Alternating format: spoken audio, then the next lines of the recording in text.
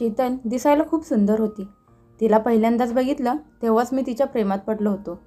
लवकरच मी तिच्याशी लग्न करण्यासाठी बोलणी करायला सांगितली.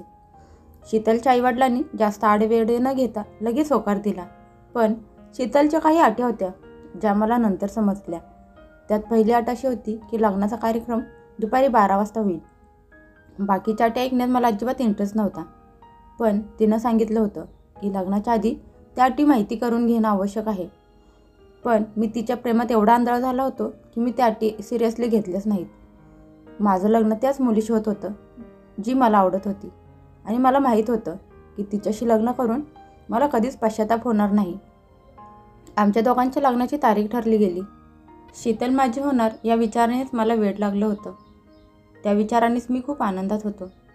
आमचं दोघांचं लग्न झालं आणि त्या दिवशी रात्री 8 वाजता शीतल आमच्या घरी आली. तिला बघण्यासाठी माझा जीव तडफडत होता. ती माझ्या खोलीत आली आणि मी पदर बाजूला करून तिचा चेहरा बघणार तेवढ्यात ती मला म्हणाली, माझी पहिली अट ऐका. जर का तुम्हाला ती पडली तर ठीक, नाहीतर मला आत्ताच्या आत्ता सोडली तरी चालेल. आत्ता तर मी तिचा डोक्यावरून पदर बाजूला करून तिचा चेहरा बघणारच होतो. तेवढ्यात तिनं अटीचं बोलून दाखवलं. लग्नाच्या पहिल्याच रात्री शीतलच्या तोंडून सोडण्याची भाषा ऐकून मला भीती वाटली. मी मनातल्या मनात विचार केला की ही बाई असून सोडून द्यायची भाषा कशी काय करत असेल. तेवढ्यात शीतल पुढे म्हणाली, माझी अट खूप सोपी आहे. हे बघा, रात्री तुम्ही माझा चेहरा कधी बघायचा नाही. तुमची कितीही मर्जी झाली तरी मी तुम्हाला रात्री माझा चेहरा अजिबात दाखवणार नाही. बाकी तुमच्या सगळ्या गोष्टी ऐकेल. तुम्ही म्हणाल तसं करीन.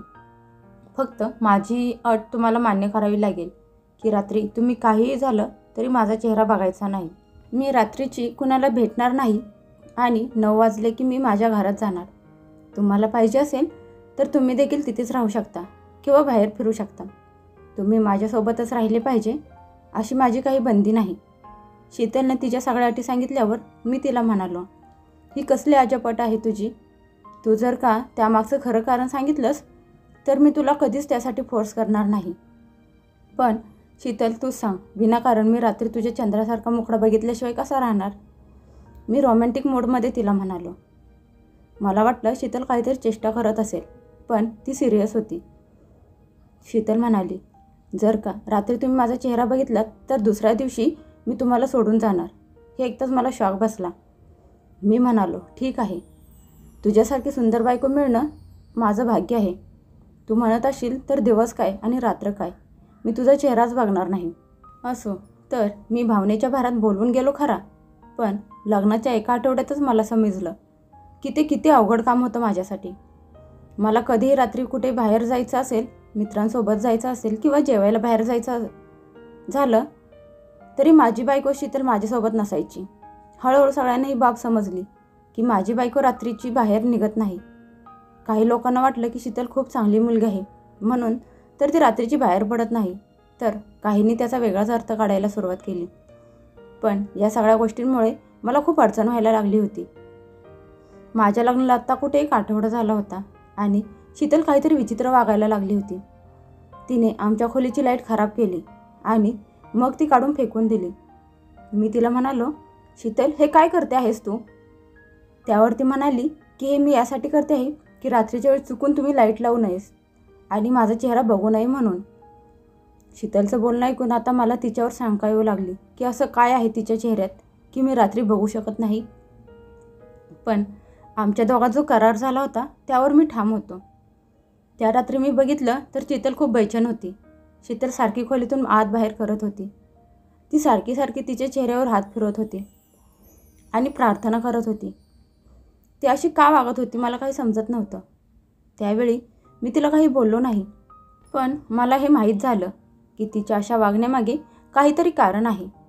ती सारखी कोणाची तरी वाट बघत असायची. तिचं सगळं लक्ष फोनवर असायचं. फोन येताच ती फोनवर अगदी हळू आवाजात बोलत असायची. आमच्या दोघांच्या शंकेला अजिबात वाव नव्हता, त्यामुळे मी कधी तिचा फोन ऐकण्याचा प्रयत्न केला नाही. एकदा मी तिचा फोन चेक केला तेव्हा मला समजलं की ती तिच्या माहेरच्यांशी बोलत नव्हती, तर ती ज्याच्याशी बोलत होती तो एक पुरुष होता. मागच्या वेळी जेव्हा मी ती फोनवर बोलत होती तेव्हा पलीकडून कुठल्या तरी पुरुषाचा आवाज येत होता. त्यामुळे मला माहीत झालं की ती लपून छपून कुठल्या तरी पुरुषाशी बोलत असते. तेव्हापासून मात्र मला चैन पडेना.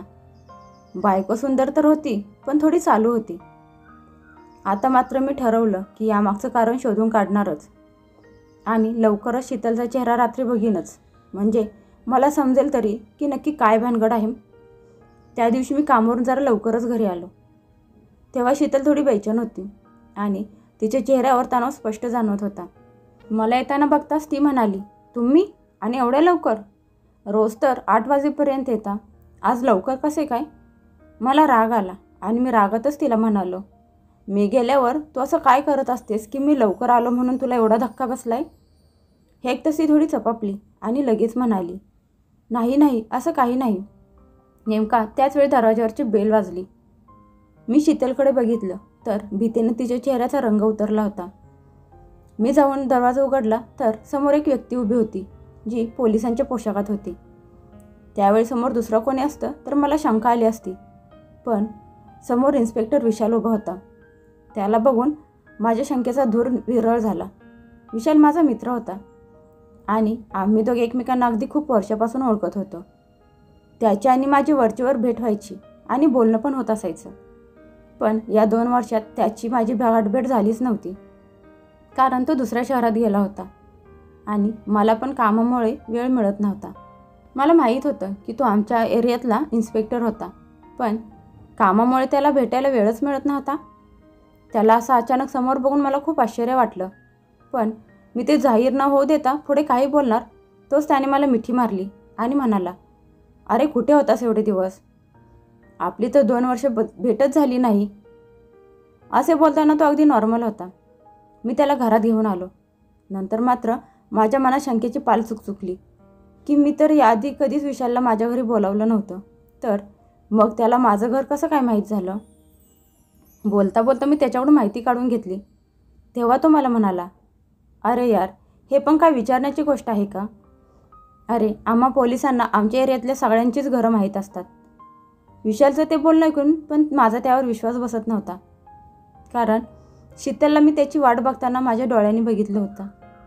मी जेव्हा घरी आलो तेव्हा बघितलं तर ती इकडे तिकडे फिरत कोणाची तरी वाट बघत होती आणि तेवढ्यात विशाल तिथे आला. तर त्याने मला भेटायचं होतं म्हणून सांगितलं.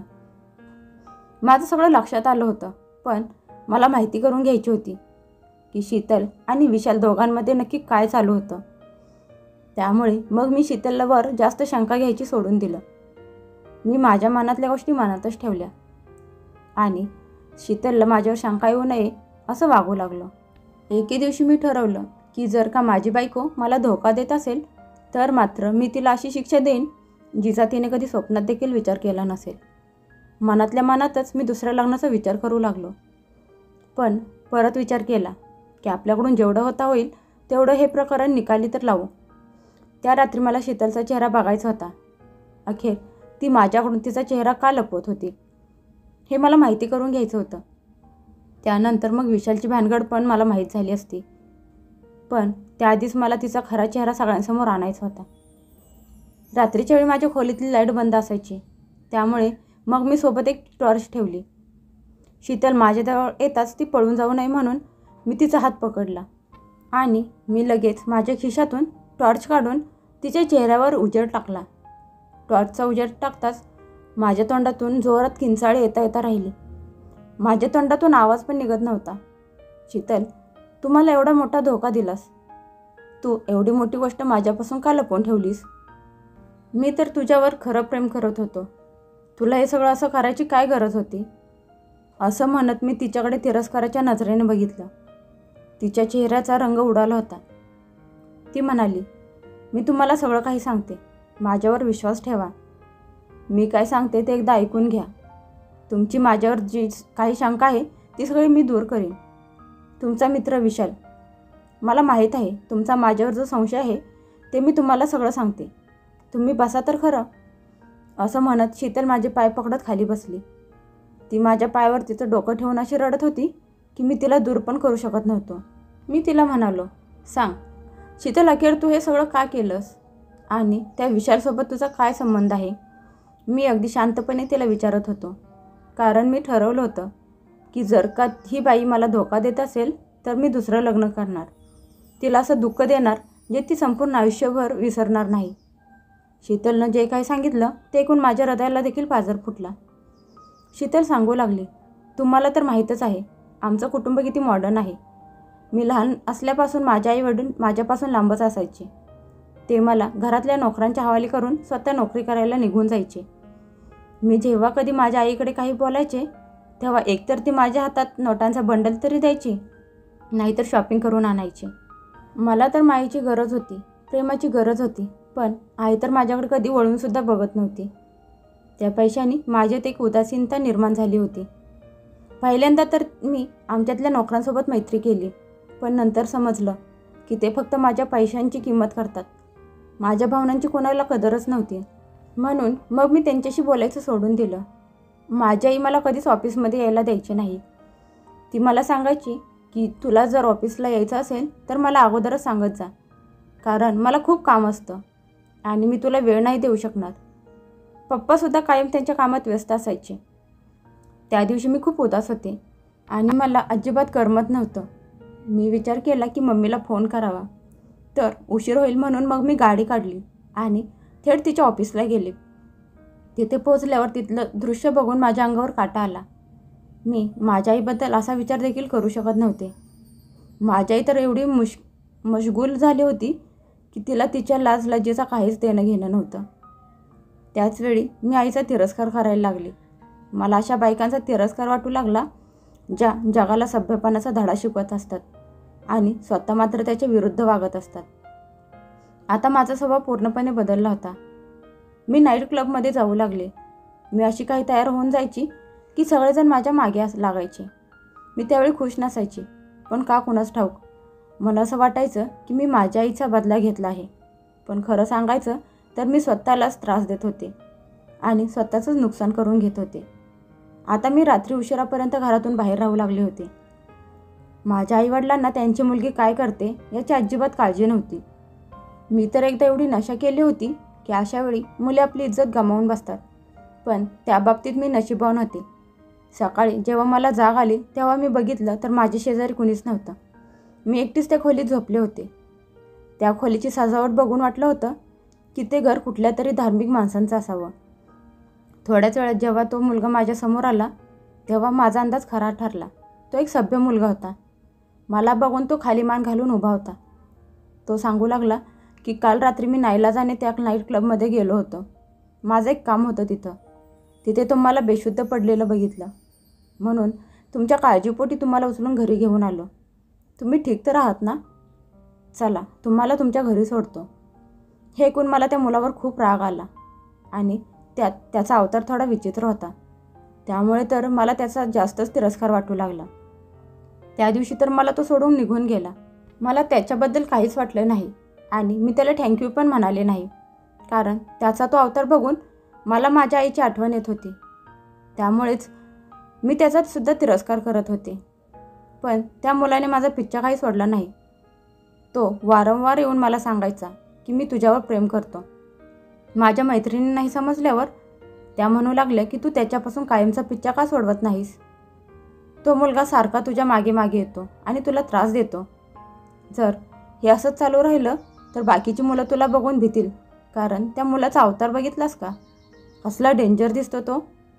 माझ्या मैत्रिणींचं ऐकून मी त्याला धडा शिकवायचं ठरवलं. त्या मुलाचं नाव बंटी होतं.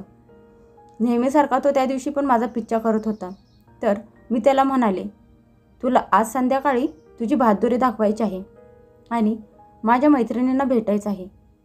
असं केलंस तर तुझं काम झालंच म्हणून समज. हे ऐकताच तो खुश झाला. संध्याकाळी मी नाईट क्लबला गेले आणि रात्री माघार येत असताना तो मला दिसला. तो माझं प्रेम मिळवण्यासाठी तिथं आला होता. मी पोलिसांना अगोदरच खबर दिली होती की एक मुलगा माझी छेड काढतो आणि माझा पिच्छा करतो. मी लगेच फोन केला आणि 2 मिनिटात पोलीस तिथे हजर झाले. त्यांनी त्या मुलाला पकडलं आणि बेड्या घालून पोलिसांच्या गाडीत घालून घेऊन गेले. मी माझ्या मैत्रिणीसोबत जोरजोरात हसू लागले.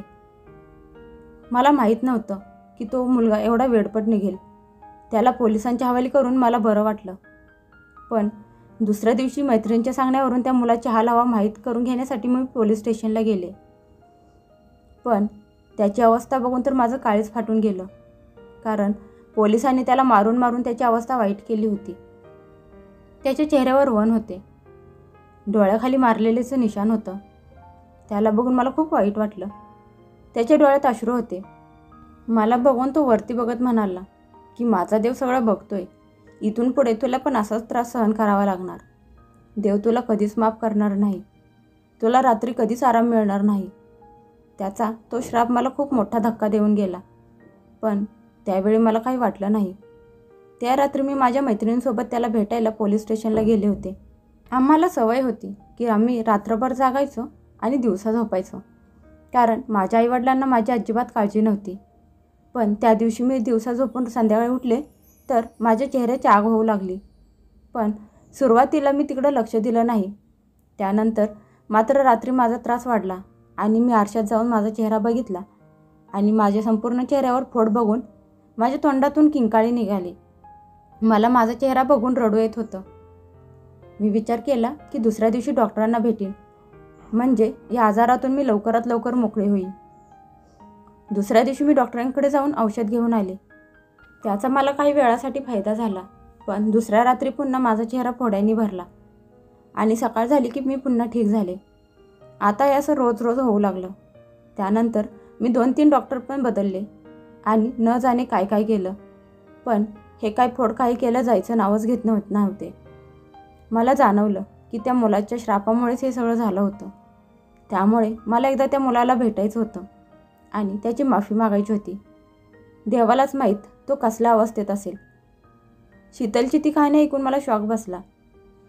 ती एवढी हुशार असेल असं मला स्वप्नात देखील वाटलं नव्हतं. चेहऱ्याने तर अगदी भोळी वाटत होती आणि तिचं वय पण 20-22च्या आसपास असेल. नंतर मला समजलं की भोळापणाचा आणि वयाचा काही संबंध नसतो. माझ्या बायकोचं ते बोलणं ऐकून माझ्या हृदयात धडधड वाढू लागली होती. आता राहिली गोष्ट विशालची, तर तिने मला सांगितलं की त्याच्या मदतीनेच ती त्या मुलाचा शोध घेत आहे, पण अजून त्याचा काही पत्ता लागला नाही. विशालने देखील मला आश्चर्याचा धक्का दिला होता. पण या घटनेनंतर मी माझ्या बायकोवर विश्वास ठेवायचा सोडून दिलं. मी कायम तिच्यावर संशय घ्यायचो, पण नंतर रात्री मी तिचा चेहरा नाही बघितला तरी मला चैन नाही पडायचं. मला असं वाटायचं की दुसरं लग्न करावं, पण शीतलची ती अवस्था बघून मी तिला त्या अवस्थेत सोडू पण शकत नव्हतो.